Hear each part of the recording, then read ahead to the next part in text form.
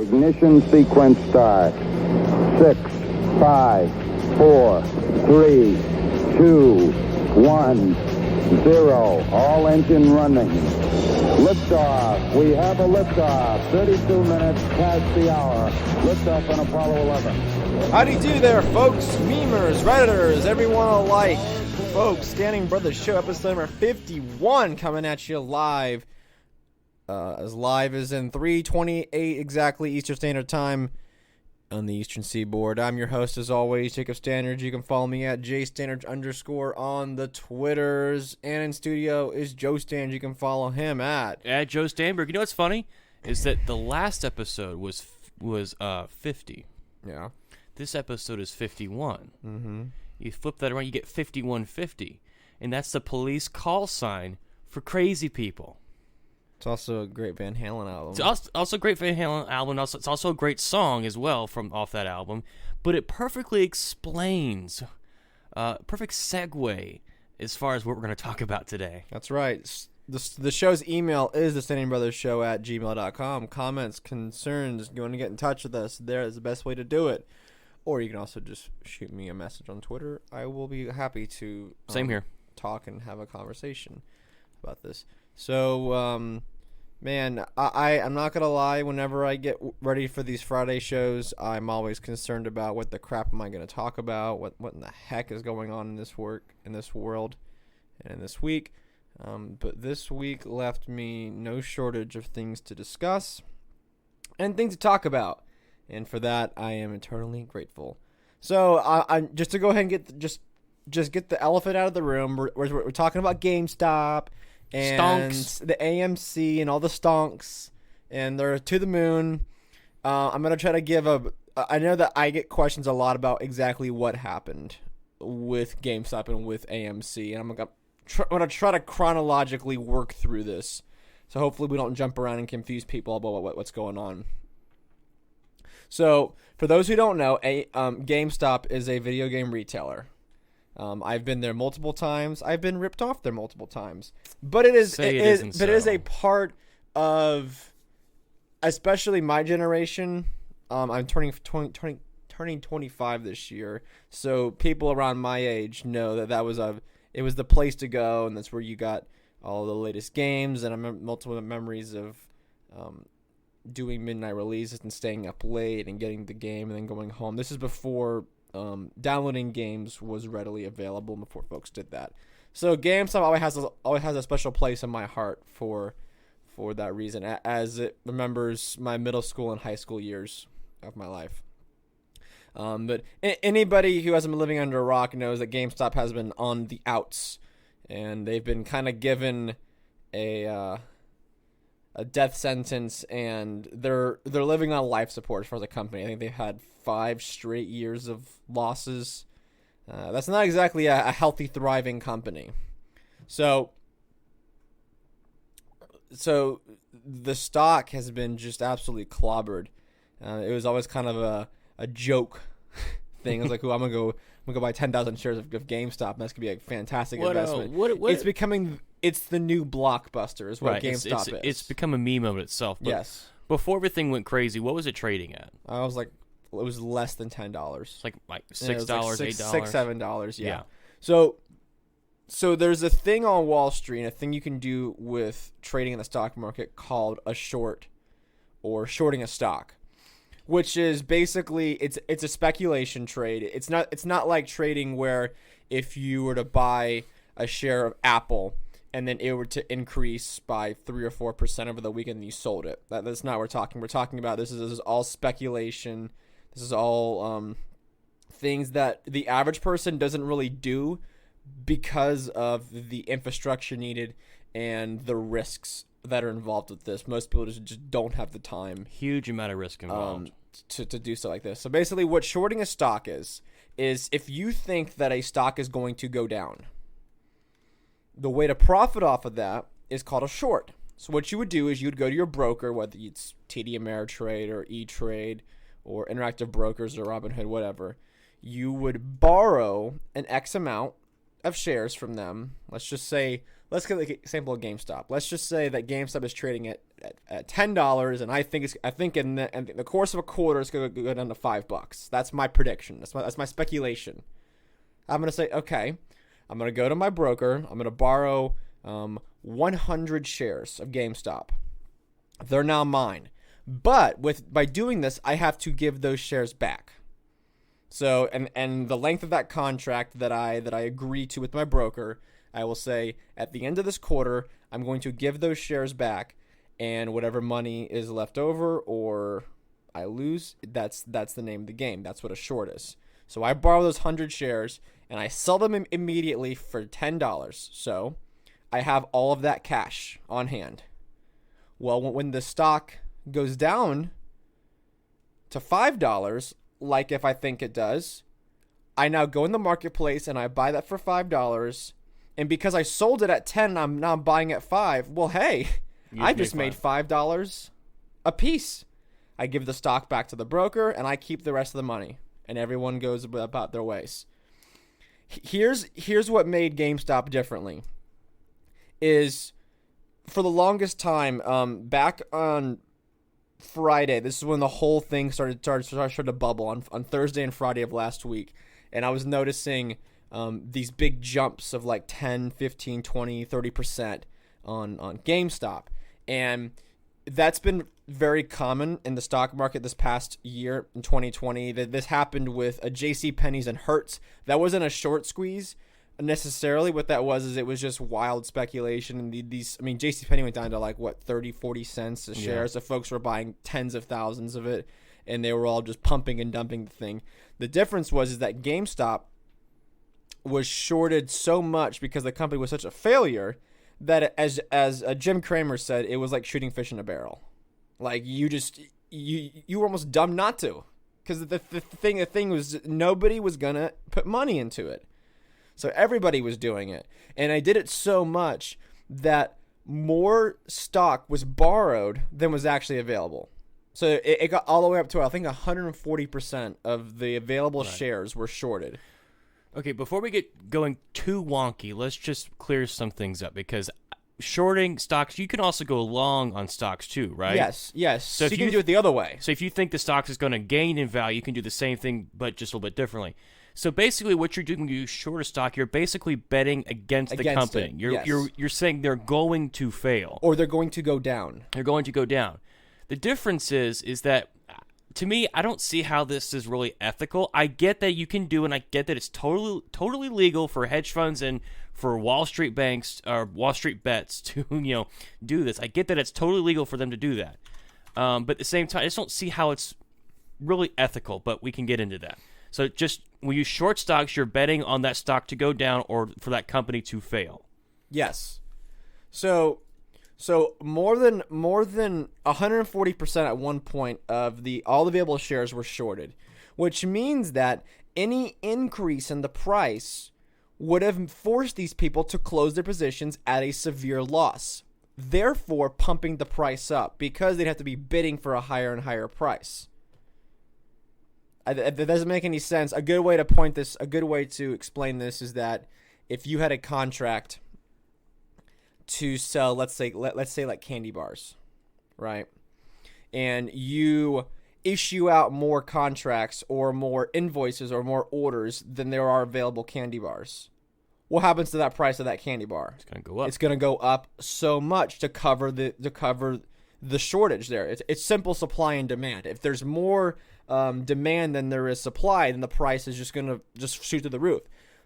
What happened is that all of this information was publicly available, and all of these people on the Wall Street Bets Reddit, they all knew this, and they all gathered together, and they said, hey, if we all pile into this thing, everyone is going to have to eventually close their position, and it is going to shoot this thing to the moon. And sure enough, I saw this start happening on Tuesday, I want to say, because Wednesday I saw it was up almost 100%, and I'm like, wait, what's going on? Doesn't seem right. Something's not right here. I thought we had a similar case to what happened with JCPenney's and Hertz back in I think it was May or June of last year. We saw the same action. We saw these 300% increases, and then the next day it crashed down like 500%. Just everyone lost everything. But I wasn't seeing this. It just kept going and going and going and going. What ended up happening is that they pumped the price of this thing up so much that everybody who shorted the stock, the price now was higher than what they originally borrowed it for. And there was no sign that this thing was going to change. So at some point they have by contract to close their position. They have to. Now sometimes you can probably do it early depending on your agreement, but that's typically what happens with these things. So this thing just kept exploding and exploding, exploding. Eventually got up to $400 a share, which made the company valued at like $25 billion for a failing. It went from zero to hero, like that. So all of these hedge funds and all of these big fat cats on Wall Street had to close their positions at a loss. Now you think about this: most of these people probably own several hundreds of thousands of shares. They now had to buy back at $300 or $400 a share, whenever they only put in $7, $10. So a lot of these places, like we'll talk about the one in particular, some Melvin Capital, they're losing everything. They are being bled dry.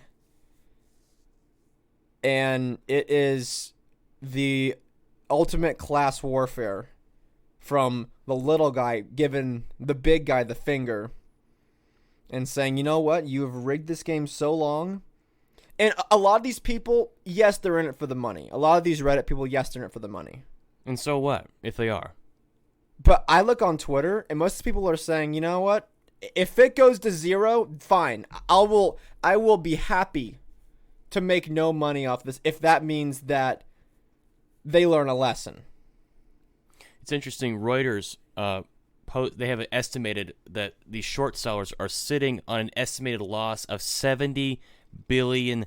So these companies that shorted these stocks are going to lose up to $70 billion. And according to Ortex data, as of Wednesday, there are more than 5,000 U.S. firms that are at risk for losing billions of dollars because of this. So that's, I don't know about you, Jake, but $70 billion, that's a lot of money, right? We're not talking about, I put $150 in on this stock and it turned out to be a loser. $150, whatever. To most people, that's a whatever. But when you have entire financial institutions looking at bankruptcy, that's huge. Well, though, that's the main difference between shorting a stock and buying it and it going to zero. Like if I bought a share of Disney, which I'm a Disney shareholder, but if I bought a share of Disney, right now it's trading at like 160 something, and Disney went bankrupt tomorrow and I went to zero. Okay, I'm at $160. Does that suck? Yeah, that's a pretty big loss for someone like me. The thing with shorting, though, is your losses can be infinite. That's why most people don't do them. That's why it's extremely risky to do it. Is because whenever something goes to zero, because a stock can't go negative, right? So if I were to short GameStop and if I borrowed it at $10 and the thing goes to $10,000, well, now I have to go into the marketplace and buy all the shares I borrowed at $10,000. And if you've bought hundreds of thousands of those. So that is exactly what I think. It's the best way to because I've listened to so many people talk about this and they have not done a fantastic job at explaining it. And that's not anybody's fault, because this is not many things that people know. This is very complicated. I don't understand it. And I don't see how it's ethical or how it's somewhat even legal to do this. So the fallout from all this, as anyone who's been following big tech and the governments recently would know the exact reaction to this. The Wall Street Bets Reddit page where this came from was shut down momentarily, and they were citing that because it had hate speech and because it was a vile place with vile language. Right. Discord cut off their server. Which is complete BS. Which the first thing I thought was, oh, do they incite a riot or something, or do they incite an insurgency or something, an insurrection? The former SEC commissioner said that this was akin to the January 6th riot on the Capitol, which is so irresponsible. I mean, you literally had people in the mainstream media saying that this explains Trumpism to a T. Like, how? These are millions of people on Reddit, on Twitter, left and right, people that are pissed off at these major hedge funds for screwing over the little guy for decades. And you can tell it's a rigged game. Because the moment that these hedge funds start to lose money, the SEC, Janet Yellen, the White House, every major financial TV network, CNBC, Bloomberg, you name it. We're like, well, this is market manipulation. We can't stand to have this. Why? Because our friends are losing money, right? So when they short stocks and they crush small businesses like GameStop, they were in the business of crushing GameStop. That's perfectly legal and fine. Hey, you know what? We'll endorse it. You know, CNBC is famous for having these hedge fund managers on for like, oh yeah, you know, we think that this stock's going to go lower. Like, oh well, yeah, that's a great opinion. You know, we'll have them come back. But the moment when just normies, normal everyday people say, you know what, enough is enough. We're going to buy these stocks, and you people are going to have to pay for it. And they're like, oh well, this is market manipulation. This is white supremacy, Jacob. This is white supremacy. This is the same thing as storming the Capitol on January 6th. You can tell it's a rigged game. Do you know why? Because as soon as they figured out what was going on, Robinhood, TD Ameritrade, Webull, and these other places where you can buy stocks and short stocks, brokerages shut down trading. They stopped trading. They didn't stop trading. They made it where you couldn't buy it. Right. So what happens to a stock when you cannot buy it? It can only stay at the same price, or it can go down. So what these all you could do was sell. You couldn't buy. No. What happens when you cannot buy a stock? It goes down. It'll only go down, or it'll stay where it's at. Right. When your only options are to hold and sell or close the position, that's all something's going to happen. So it's funny. Robinhood, which I have an account with Robinhood. I'm just going to be blunt. I have an account with Robinhood. I have an account with TD Ameritrade. I have an account with both. I usually use Robinhood for crypto stuff. It just makes things easier to buy crypto on. And I use all my serious investing is on TD Ameritrade. Robinhood was started as a way for the little guy to go and to buy stocks commission-free in a very aesthetically pleasing UI, and to make the whole process simple. It explains everything out for you nice and easily. It's easy to set up.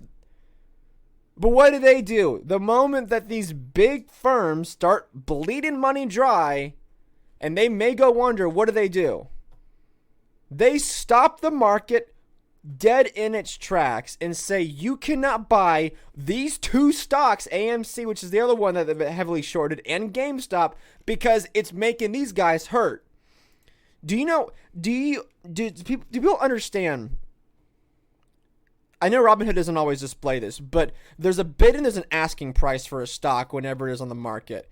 The bidding price is the selling price, and the bidding price is the buying price, and the asking price is the selling price. They're always a little bit different, obviously, right? Whenever the buying price will be just a little bit more, maybe like 0.25% more than the selling price, because that makes sense. The more you buy a stock, the more expensive it gets. The more you sell, less expensive it gets.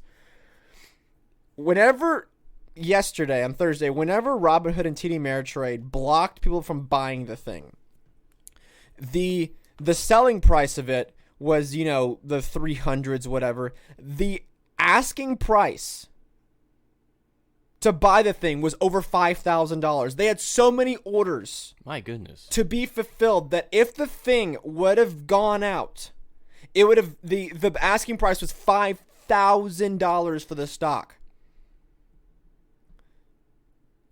So the argument that I've seen from a lot of brain-dead, brain-lit leftists out there is that, oh well, this is capitalism at work, folks. This is your free market system at work, everybody. Really? This is free market capitalism whenever you have the SEC sitting on its hands while the largest brokerage accounts close down the stocks that are hurting hedge funds on Wall Street. Are you kidding me? This is free market capitalism? Not to mention that the new Treasury Secretary is Janet Yellen, and Janet Yellen has gotten hundreds of thousands of dollars. $800,000. $800,000. And she's also got millions of dollars from other speaking fees that she's done for all the major capital firms that are involved in this story. And Melvin Capital is one of them, the one we're talking about. But you know what's funny is that not only did Melvin Capital get money from both Citadel and Point 72, but these are the same people that paid Janet Yellen speaking fees. So you can't tell me that there's not collusion with all of these folks. I can guarantee you, quote me on this, I can guarantee you, when the crap started to hit the fan, all of these major brokerages went to Janet Yellen saying, we need to shut this down. I can guarantee you she gave them the okay because she's in their pocket because they've given her millions of dollars in speaking fees. And Citadel and Point 72 all gave $3 billion into Melvin Capital because we're bleeding money. So how does all of this rampant speculation happen? Like how did we get to this point when the fact that you have, whenever everyone on CNBC, there was multiple people on there who were crying about what the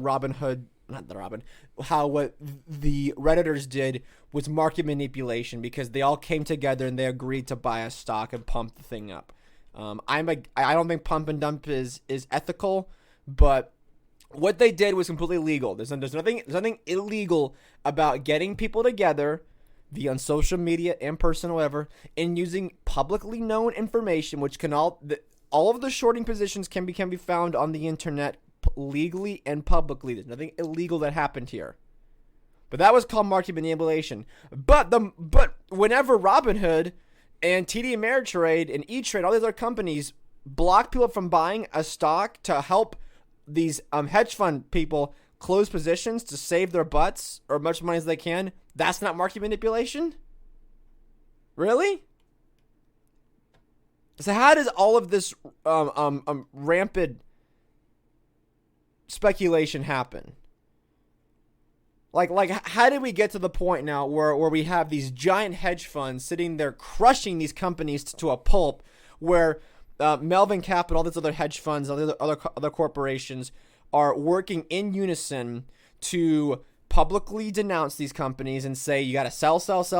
They're going down, sell. Oh, don't mind that I have the thing shorted to oblivion where it'll never be able to raise capital ever again. And I'm going to crush this thing into a pulp until the thing goes down to zero. Never mind that.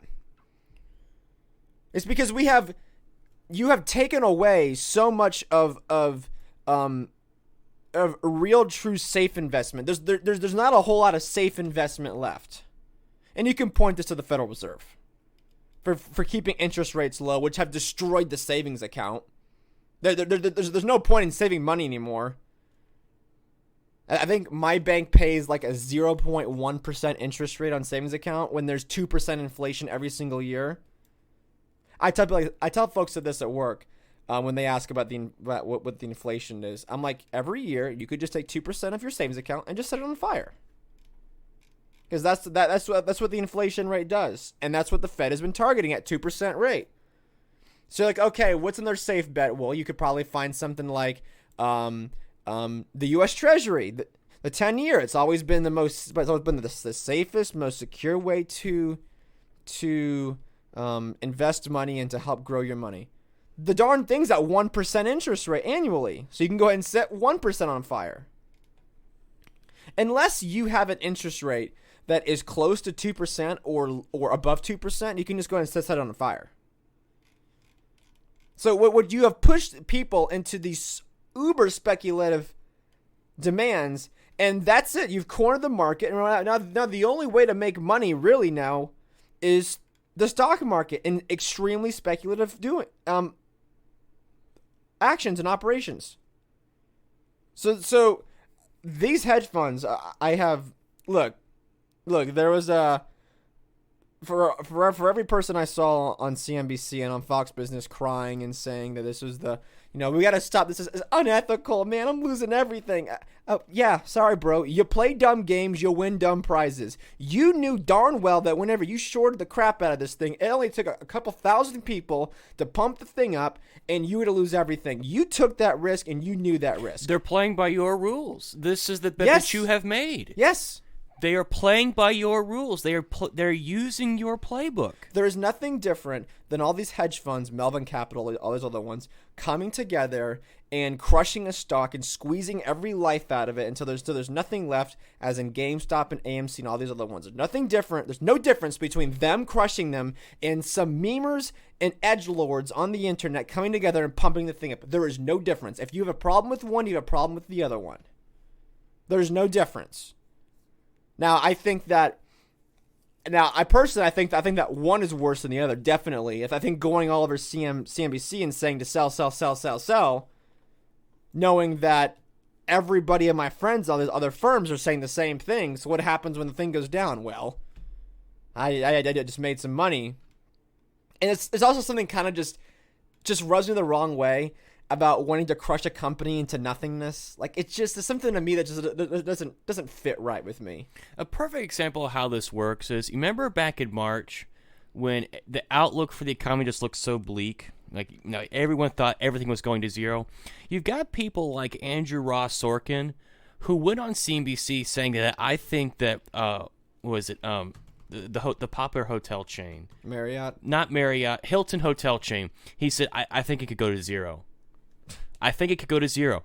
Now, I can guarantee you, these guys like him, these financial pariahs, had put shorts on Hilton hotels.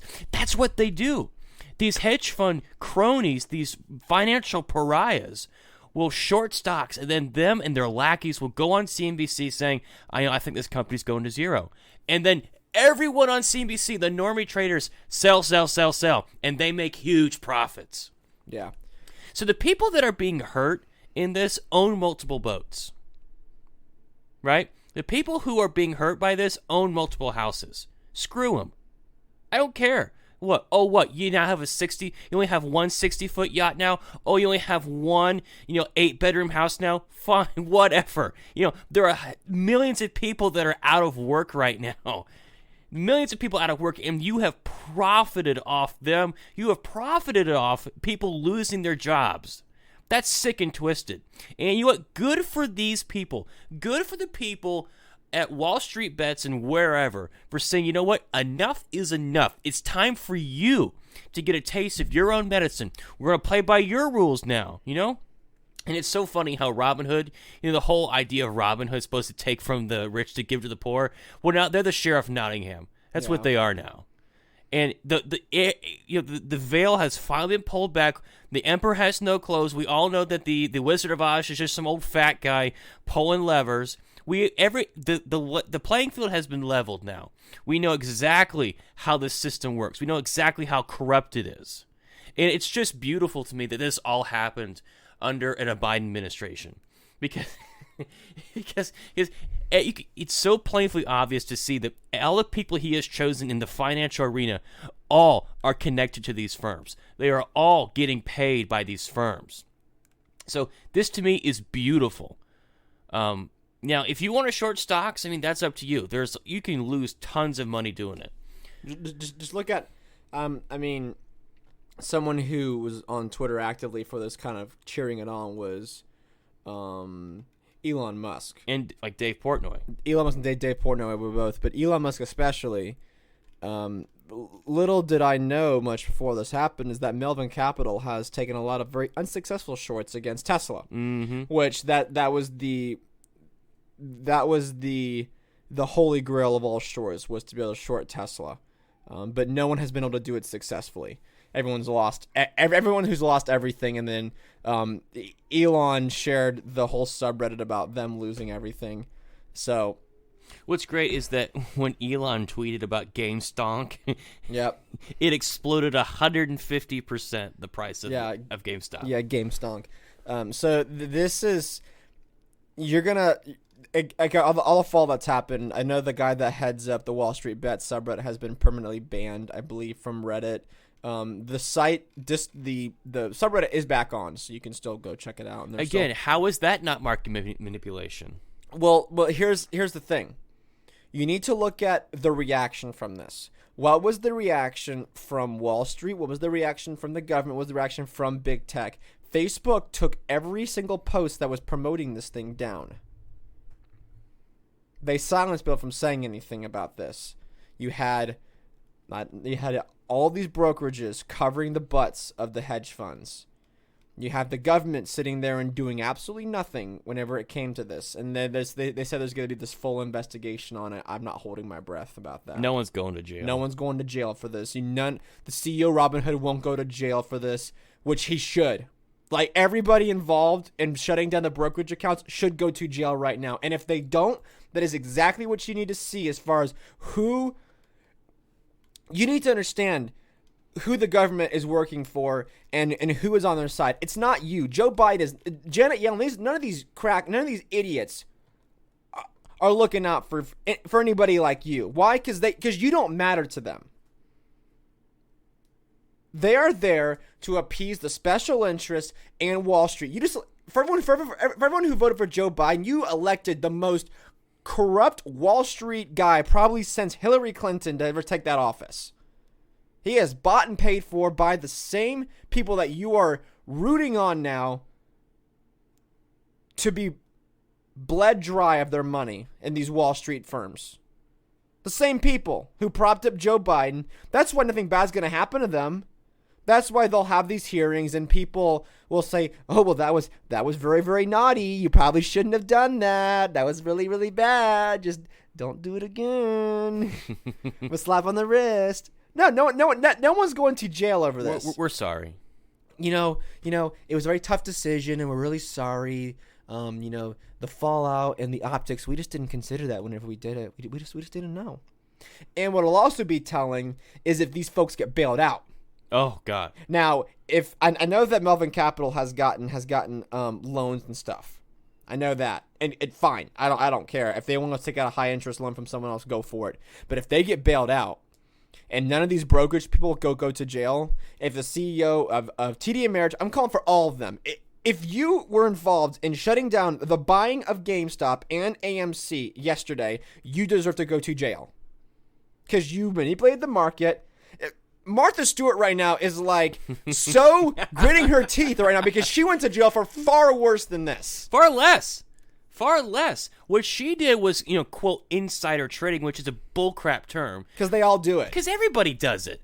Everyone does it. You had my own or former senators who both did it, who had the coronavirus meeting and then sold all their hotel stocks, all their travel stocks, coincidentally. Yeah, everybody does it. How do you think Nancy Pelosi got so rich? How? She's privy to all these special secret meetings for defense departments, for healthcare, for all this stuff.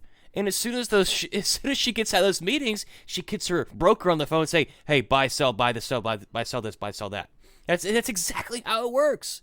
So it's perfectly legal for members of Congress to engage in insider trading, but for normies like me and Jacob, oh no, that's illegal. I loved seeing all the people, especially you could tell who the good people are, who the bad ones are. Seeing people like Charles Payne and others, and especially Dave Portnoy, just rip these Charles people Payne had a new one. Rant. I love it because you could tell who people are like. Some of the show hosts are like, well, this probably isn't good. It's not going to end up good for these people in the long run. I'm looking at you, Ben Shapiro. But he's Jewish, so we won't hold that against him for now. But for all these people to say, you know what, the pearl clutching, and I'm like, you know what, you're a loser. You don't get it. This is Occupy Wall Street 2.0. But actually doing something about it. But I saw the greatest meme is that Wall Street Bets has done more to hurt Wall Street than Bernie Sanders has in his entire career. They're about to lose $70 billion. How much did Wall Street lose during the original Occupy Wall Street days? Nothing. In fact, they probably profited hugely off of it.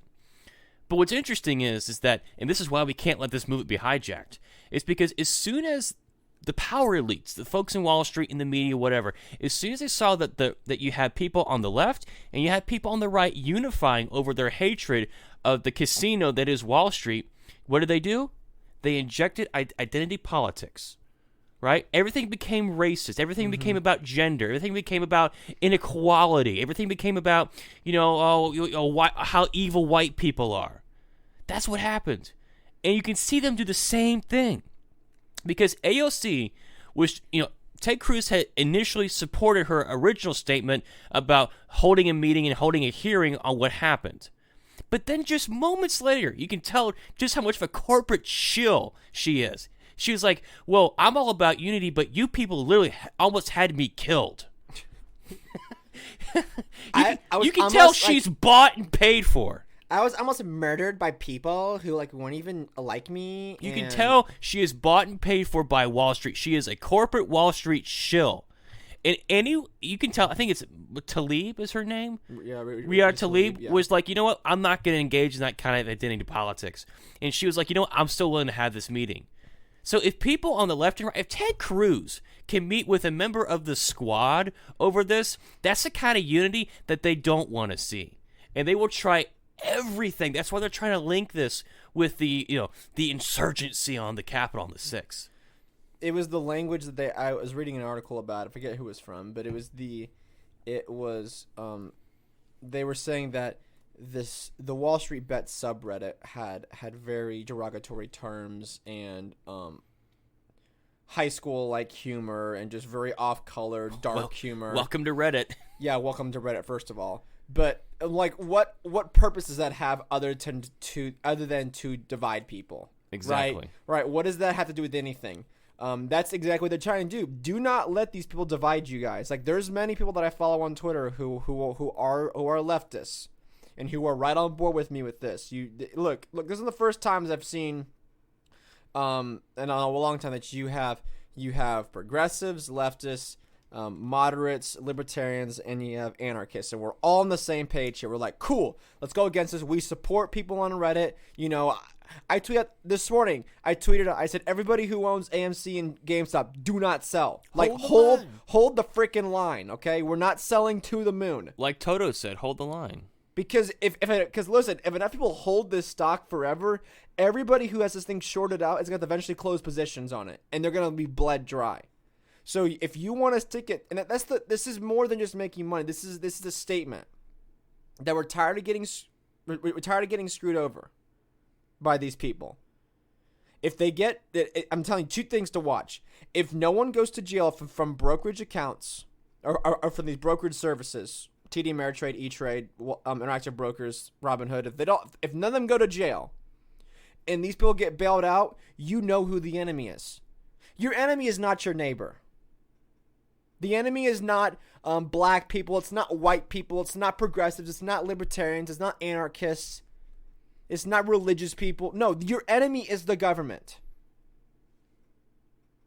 And if you want to throw in these hedge funds, fine, we can do that as well, because they have there is a difference between an investment bank where we can give them money and they will take it and you can invest money with them like a JP Morgan Chase or a Goldman Sachs. I'm no fans of either of those companies. But there's a difference between an investment bank and someone who just sits there and squeezes the life out of every single company that's going down and makes it impossible for them to ever have a comeback. Hedge funds contribute nothing to society. They produce nothing of value. They do nothing. They only sit there and they crush and they destroy things.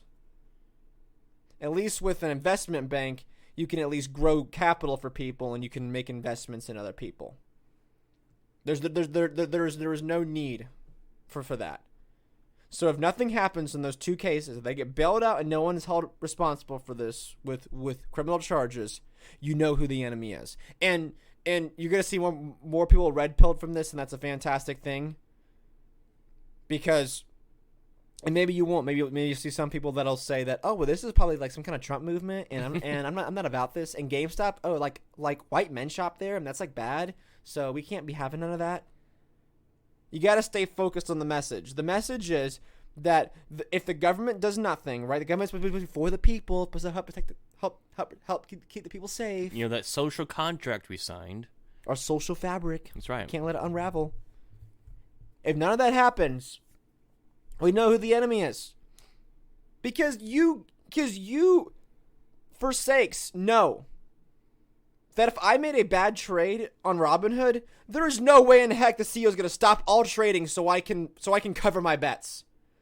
You had the CEO of NASDAQ went on, I think it was Wednesday, saying that she was considering stopping the entire NASDAQ exchange so people could help cover their positions for this. When does that ever happen? That's market manipulation. That is market manipulation. That is manipulating the market to only benefit one side. That is market manipulation. If she did that, she should go to jail. You can't just stop trading because a few bad people made a bad decision. Sorry, folks. You knew what you were doing. You knew that shorting a stock that was that cheap already and doing it that much was extremely risky. You know this. You lost. You lost. It's over. Sorry. You lose. Good day, sir. So none of these people are on your side. None of them. If I were to make a bad trade, or if I were to apply the analogy somewhere else, if I were to lose my job and have no income and have to cover all my bills and say, all right, time out, mortgage, rent, car payment, insurance, time out, I lost my job. I need to reallocate my positions now. No, that's not how life works. You can't hit a big pause button on life and then just say, well, let me just give me 30 days. Give me 30 days to kind of get my life back in order, and then we're going to do that. No, that's not how life works. Sorry, Melvin Capital. You made a bad bet. We're not stopping the world for you. Get over it. Cover your positions and go away, please. File for bankruptcy. File for bankruptcy and see if anybody wants to pick up your worthless, your lifeless carcass off the Wall Street floor. You know, you mentioned something earlier that I want to go back to about the Fed being the sole problem of this. And you're exactly right. It's because for far too long, the Fed has kept interest rates far too low, and they have made credit so easily accessible. And that's the major reason why this kind of stuff happens. Because anytime they take a loss, we'll go get a 0% interest loan somewhere. We'll get a cheap credit line from whomever. That's not how it's supposed to work. Credit should be hard to get. Loans should be hard to get. Interest rates should be high. Because if you're going to loan out money, you got to have interest rates. It's got to be difficult, right? The fact that young people, the people that have student loan debts out the wazoo, they've got car payments, the fact that they're able to buy houses at a ridiculously low interest rate is outrageous. That's the same. That's basically what happened in 2008. In 2008, they were giving out loans to people who could not afford them, and they defaulted on them. But what happened is that the Federal Reserve and the Treasury and the whole government said, you know what? We're going to give out mortgage-backed securities. So whatever happens, the government's going to pick up the tab at the end of the day. So when the bottom fell out, all the banks that the government was working with all lost billions of dollars. And you know who they bailed out? They bailed out the banks, not you. And the same thing happened during COVID. When everyone lost their job and all these companies were bleeding money, guess who got bailed out? The big banks and the big businesses. The government initially gives you $1,200 to say, oh, but we need more money. Oh, I'm sorry, wait 9 months. There you go, little Johnny. It's okay. I'm sorry, you can wait 9 months, and they will consider giving you $600. While at the same time, Delta and all these other major airline companies and the big banks and whoever are raking in billions of your money. Tax dollars that has been stolen from you. Not to mention the money that's being printed, which is stolen from your kids and your grandkids. The game is rigged against us. And for people that can't see that, don't understand that, you were blind. You need to take that red pill. Maybe we're throwing them at you right now. But this whole system is set up to benefit them, not you. The only reason why they gave out stimulus checks is so you wouldn't see for the world for what it really is. So so if we can shift this narrative into being anti-state, anti-Fed, then we will forever benefit from this situation. Could not agree more. To close out the topic, hold the line, hold the freaking line to the moon. I have a little thing I tweeted out where it was a little Doge on top of a rocket, and my favorite whole line from this thing was from the Dark Knight. Whenever the Joker's like, "It's not about money; it's about sending a message." While he's standing behind what burning piles of burning cash. Everything burns. I love the one from the Joker, the new one. He's like, "So you think it's funny that people are losing money?" He's like, "I'm tired of pretending it's not." I'm tired of thinking it's not. I did have some other things I wanted to kind of touch on. We're all going trading places on this witch. Yeah, well that was the thing, trading places. That was what came to mind, was the whole trading places. Look, that's how I want to get rich. Selling the concentrated no, orange frozen juice? Concentrated. No, not just that, but just, and that's a great example of what happened. Like, these people came in with just knowledge, and they took everybody out. So something a little bit lighter that I kind of, not lighter, but something I also want to talk about was there was an exchange between Joe Biden. Can we just talk for a second that Joe Biden has signed 40 executive orders already? Is it up to 40 now? 40 now. My goodness. And this is coming from the guy who said that he was going to work bipartisanship. The man owns the House. He owns the Senate. Can't get nothing done. Why are you signing these executive? I don't know.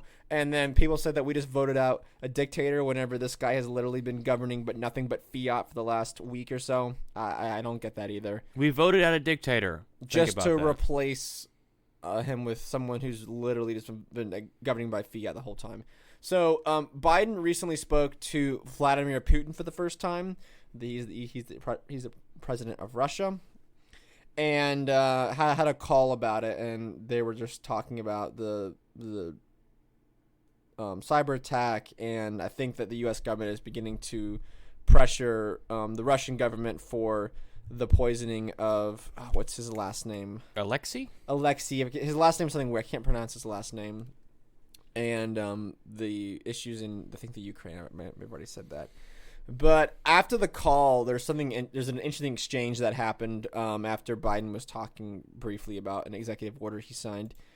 Fox News White House correspondent reporter asked Peter Doocy, son of Steve Doocy, asked. I'm trying to find the exact quote. Basically, he was just saying, how did your conversation go with you and Mr. Putin?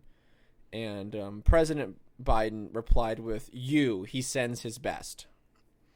And everyone was like, yeah, girl, you go slay him. Uh-huh. Everyone on Twitter's like, don't mess with President Biden. He's going to throw shade at you. And, of course, everyone in the press corps and the video laughed. And they were like, yeah, you tell that Fox News reporter what's up. And I thought it was rich that whenever Trump or Kayleigh McEnany or whoever would dunk on one of these reporters and say something that was kind of sarcastic, something kind of snooty back to them, they were like, oh, this is an attack on our free press, and how can the president be so rude to me? I'm like Jim Acosta. Like, you can't say anything bad about me. They're not embracing the decorum and the respect that this institution I deserves. deserve respect. Okay, I'm Jim Acosta. Okay, you gotta respect me. Listen, I have a press pass. Okay, you gotta be like nice to me. Their attacks on the press are dictator moves. And they were like, finally, if I have someone, they says there was a tweet that was like, finally to have a president with some spine or something like that, or like a sense of humor. And I was like, we talking about Trump was hilarious. Trump was the funniest president we've ever had in our entire life. Like, what are you talking about humor in Who else tweeted at 4:00 in the morning? Yeah, about nothing. Calling people fat. Yeah, calling people. Well, I mean, Biden called people fat before. Well, yeah, but it's not the same though. I thought, and not only that, but I'm not sure what he meant by he sends his best is the quote. I'm not sure if he's trying to say, I'm not sure he's trying to make the connection that like Fox News is somehow this kind of like Russian thing that they were discussing, Fox News and Peter Doocy, or if he was just being sarcastic and funny. On its face, I have no issue with this. I think I have bigger issue with the reaction to it. The fact that everyone is dunking on Peter Doocy and saying, yeah, taste of your own medicine. If Donald Trump said the same thing, it would have been like... It would have been a news story for a whole It would day. have been Don Lemon's entire monologue that night if this happened. Or Richard Maddow. Or Richard Maddow. It'd have been the entire monologue would have been just this. So I do find that interesting. I have no issue with what he said. I think it's kind of... I think if you're going to say this is the biggest dunk, there are way better dunks. I think my favorite dunk... Okay, another case in point. Whenever there was a question asked, I think it was about Ukraine or whatever, to Trump, and Trump said, that's a stupid question. What a stupid question. But you know what? You say a lot of stupid questions. That was the quote he said to this lady. And they were like, I was so offended. Donald Trump, he was scared so for mean. my life. I was fearing for my life, and this was so mean. And what an attack on the freedom of the press. The freedom of the press and the free press in this nation, which, I mean, free press, that's a pretty laughable term in itself.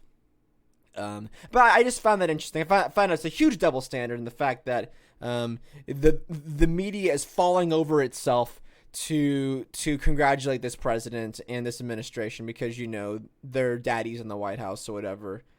I thought that was creepy too. I think it was on MSNBC saying that America's got a new dad now or something. I was like, ew. What?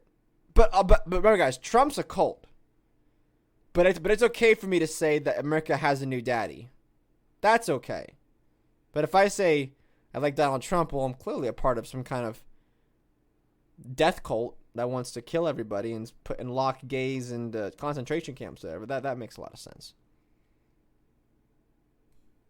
Did you have something else? You had one more thing. I was all gonna say about that. I just found that kind of funny. Got about 9 minutes. Okay, I can do this quickly. So anybody that knows that I like baseball. Same with you, right, Jacob? I didn't know that.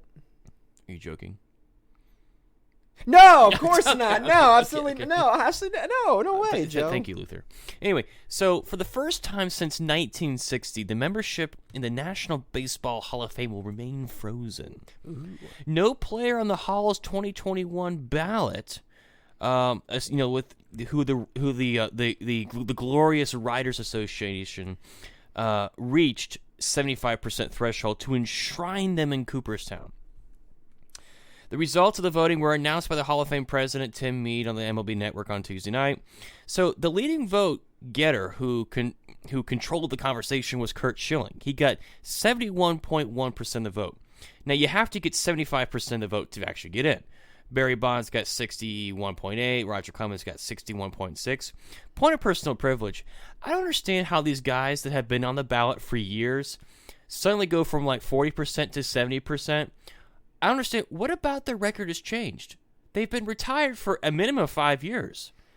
I think maybe there's something with the other competition that's gone. Right, maybe. but their stats and their numbers has not changed. And that's what they're being judged on, right? Yeah, but what I'm saying though is that like if there's fewer options, right? So a lot of their first place votes would go to someone like a Derek Jeter, a Chipper Jones, Mariano Rivera, and it would leave less for the people, right?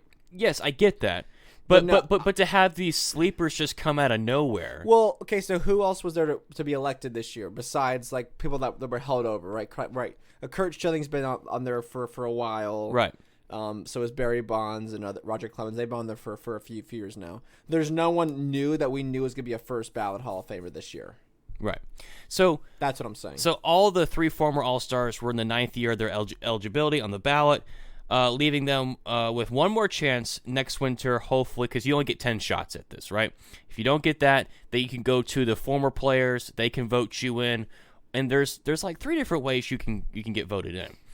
But Curt Schilling made a big to-do about this because he posted on his Facebook page, and I'm not going to read the whole thing. You can go find it, on why he basically just rejected the whole process because in his mind, this is all because of his politics. And I think he's got a point. So this largely what he says, I will not participate in the final year of voting. I'm requesting to be removed from the ballot. I will defer to the Veterans Committee and men whose opinions actually matter. So the Veterans Committee are former players, guys that are already in the Hall that are still alive. They can vote for a player to be inducted into the Hall of Fame. Who are in a position to actually judge a player, Curt Schilling wrote. I do not think I'm a Hall of Famer, as I've often stated, but But if former players think I am, then I will accept it with honor. So basically because Curt Schilling, if you don't know who he is, he's a Red Sox pitcher. The man has the numbers, right? I quickly picked up his numbers. Strikeouts, he was a right-handed pitcher. He has 3,100 strikeouts, which puts him on 15 on the list. Now, number one is Nolan Ryan. He has 5,700 strikeouts. That record will never be broken. There's a good chance that will never be broken. But if you look at his other stats over 20 years, 3.46 ERA, just diamondite. Or how do you say that word? Diamondite? No. Dominant? Just dominant. Dynamic? Dynamic numbers, right? If anyone deserves to be in the Hall, it's him. He definitely has the numbers, right? Everyone remembers the bloody sock incident where he went out when he was playing with Boston at the time. He played with like a broken ankle. But the reason why he's being kept out, in his opinion, is because of his conservative beliefs. And Curt Schilling, maybe to his detriment, is very, very outspoken about what he believes. I mean, he was on ESPN for a while. He got fired from ESPN because of comments that he made on his social media. Which, I mean, I've looked into what he has said and what they've accused him of, and there's nothing there. This is just because he's not as woke as they are. Now, I listened to Michael Kay, and they were like, well, he's doing this to himself. You know, he has said these things. He has said these awful things about how he compared Muslim extremists to Nazis, which, if you really look at it, the Muslim Brotherhood and these other people, they are like Nazis. He said that he publicly endorsed the storming of the Capitol. If you look at what he said, that's not what he said. He said that he publicly supported lynching of journalists. I'm sorry, but that's not exactly what he said. And this is the part that kills me. Even Michael Kay will admit that, yes, most of the baseball writers lean left. Well, then he goes on to say, well, there's other players that are very conservative that have gotten into the Hall. But I want to stop asking one question, Michael Kay. How many of them are as outspoken as Curt Schilling? None of them. So this is entirely political, in my opinion. I agree with Curt Schilling. That the reason why he has not gotten the vote now, why it's taken 10 years for him to be inducted to the Hall of Fame by these self-righteous, sacrosanct, idiot baseball writers. What's hilarious is that baseball is the only sport that has a character clause when they're voting for the Hall of Fame. No other sport does that. And I think they put that kind of crap in there to keep people like Curt Schilling out. It's an atrocious atrocity what's being done by the Writers Association. I have a grave disdain for these people, mostly because there was some hack who decided that they weren't going to vote for Derek Jeter. Just one of those jokers. Like, what have you got against Derek Jeter? He was perfect on the field and off the field. You never heard of one scandal. And when he was done playing, he went into hiding, basically. You never hear from Derek Jeter. Never heard from him. But yet when Mariano goes up, he gets unanimous. Why? Why? Does everyone just hate the Yankees? Is that what this is? Then if that's the case, then you should be taken off the Writers Association. So here's my solution. I think that Curt Schilling should be in the Hall, whether it's by the Veterans Committee or if it's by the writers, whatever. Who cares? But I think there needs to be a change in how we decide who gets to become a Hall of Famer. It should not just be the writers. These people have never played professional baseball. All they do is sit back and critique about how bad or how good these players were over their career. They have no skin in the game. I think it should be like other sports, like in hockey and other sports, where you actually have former players who get to decide.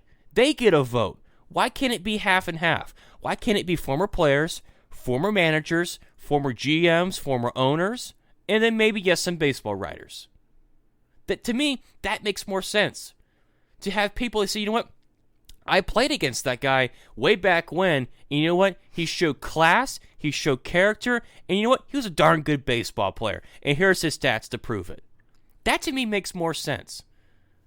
And the people like, well, the baseball, they've put people in that there were terrible people like Ty Cobb.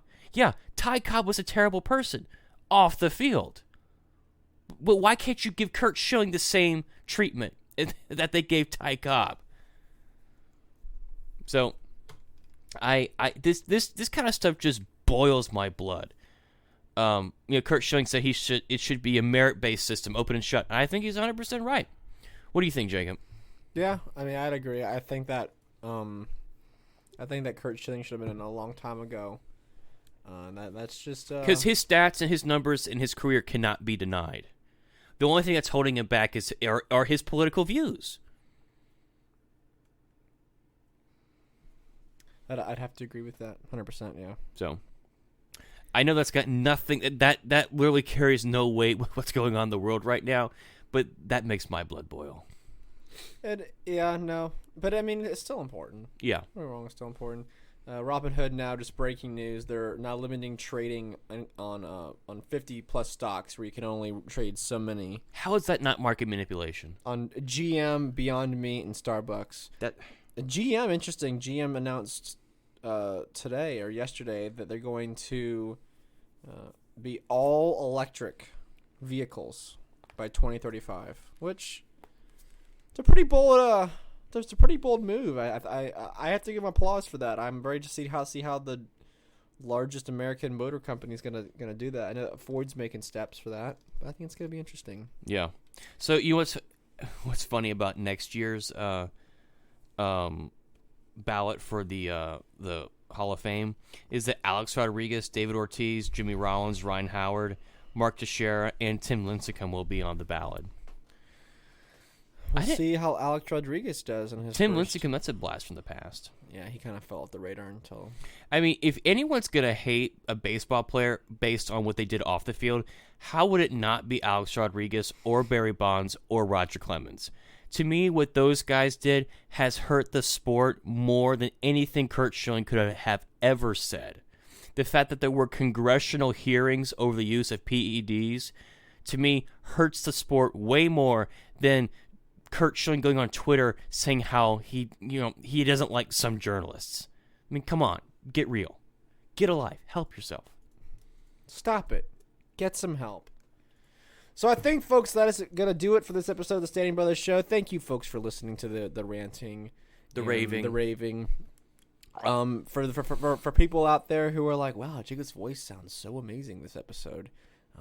How did he do that? Did he take acting and voice lessons from James Earl Jones? No, I did not. But I did get a new microphone, which is probably, the next best thing. Yeah.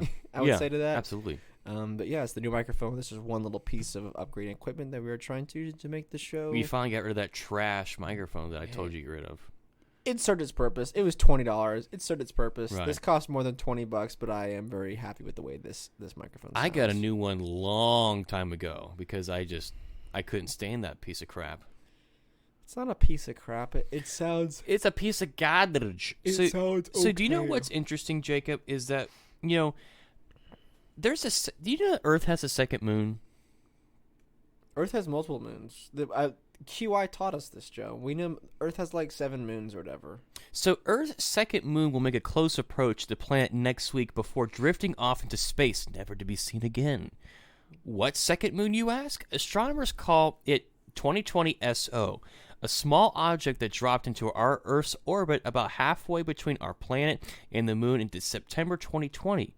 Temporary satellites like these are known as mini-moons, though calling it a moon is a bit deceptive in this case. In December 2020, NASA researchers learned that the object isn't a space rock at all, but rather the remains of a 1960s rocket booster involved in the American Surveyor moon missions. Can you believe that? I mean, that's something, all right. Just a little bit of useless knowledge right there for you. That's what we're all about here on the show. We're all about the useless knowledge. Wait a minute, we're talking about shortened stocks. Next thing you were talking about, Earth satellites. Well, this is also like the Alpacolo quote that I know very little about nothing. But I know this. But I do know this. Folks, thank you so much for listening to the show, man. That hour went by so quickly. It always does. It always does so quickly. I thank you, everyone, for listening to the show. And honestly, all the comments, all of the positive things out there that people say to us. It really means a lot. Even though I don't know how to sometimes take positive feedback in person, or even sometimes even over a text message. I don't know how to. Sometimes it's just weird to me. It's very weird. I appreciate it so much, and it really means a lot to us. Again, Twitter's @JStandard_. You can follow me on Twitter. I'm calling my Twitter The Adventure, so please join The Adventure on Twitter in the vast, tepid void of a website the black hole of a website that is, that we all know and have a bittersweet relationship with. You can follow Joe on the same website @Joe Stamberg. That's right. If you want to follow me on that soul-sucking website. Yes, indeed.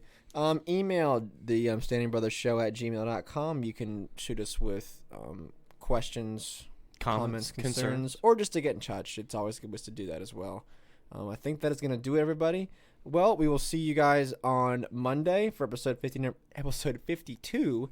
And we'll bring you whatever else is going on in this crazy world. The clown show. The clown show of a world, folks. So I hope you have a fantastic weekend.